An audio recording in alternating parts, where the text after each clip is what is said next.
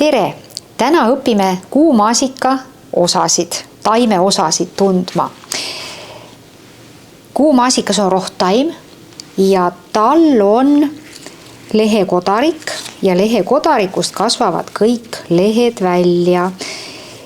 Maasikalehed on, leheroots on küllalt pikk ja siin on näha pisikesi sellised udekarvu. Nii, ja leht ise on kolmetine, ehk siis ta on kolmetine liitleht. Siit tuleb 1, 2 ja 3 lehekest ja need leheservad on saagjad. Ja see 3 lehekest siin on hästi näha, on niimoodi, et igal lehekesel on pearood, keskel selline ja kõrval ehk siis külgrood arenevad mõlemas suunas laiali. Pearood ja külgrood.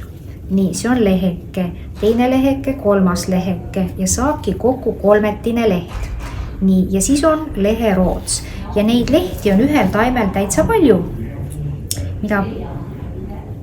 Ja kui on piisavalt hulk lehti, et siis alles saab hakata arenema vars, mille külge siis kasvavad õied, ehk siis õisikuvars. Nii, ja kuhu need lehed kinnituvad? Lehed kinnituvad risoomile, tal on pisikene selline risoomi osakene siin lehtede all, see ei ole väga pikk, aga see on olemas ja seda näeb siis, kui ei ole nagu potis taim, vaid potist välja võtta ja selle risoomi külge kinnituvad siis juured, mis siis on mullas ja mille abil siis taim saab toitu.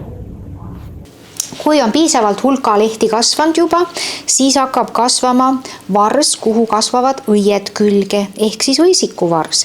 Sellele kasvavad ka lehed külge.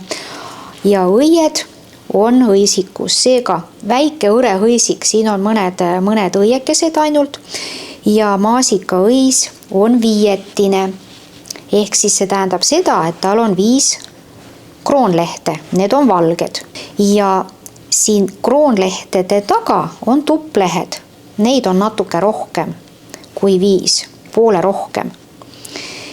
Ja keskel on tolmukad ja emakad, siin on näha juba pisitillukene selline viljahakatis.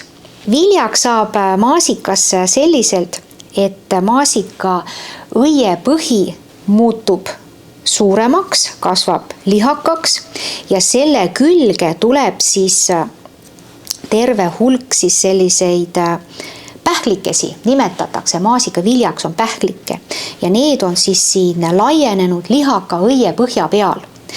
Et botaaniliselt siis ei ole õige öelda talle mari, aga ta võib öelda maasikas, nagu te ka kõik teate, et maasikad ja nii nad maasikad ongi. Aga see on siis laienenud õiepõhi ja lisaks sellele, et on laienenud õiepõhi, mille peal on siis pähklikesed valmivad, sellised kollased, kollakas, rohelised, pisikesed, täpikesed justkui oleksid.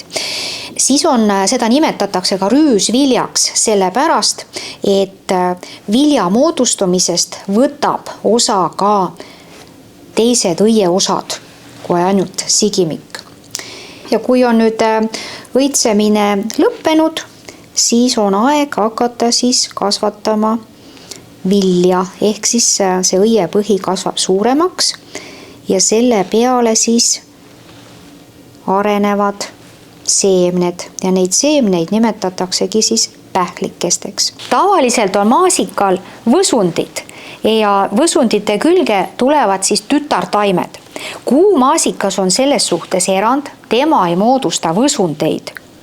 Sellepärast ongi kuumaasikas selline huvitav taim, et teda saab paljundada ainult seemnetega.